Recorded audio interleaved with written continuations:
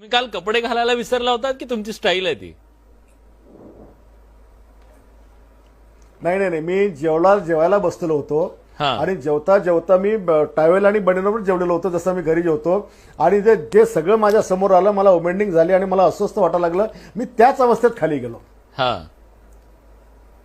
बरं. म्हणजे पण तिथं तुमचं एक वेगळं रूप पाहायला मिळालं. तुम्ही काय बॉक्सिंगचं ट्रेनिंग वगैरे घेतलंय काय? खूप ठोसे मारत होतात तुम्ही, टायसन सारखे.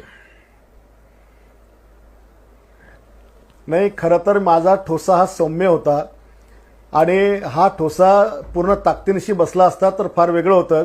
पण मला त्याला फार मोठी इजा पोहोचायची नव्हती. त्याला फक्त एक ताकीद आणि समज या माध्यमातून द्यायची होती.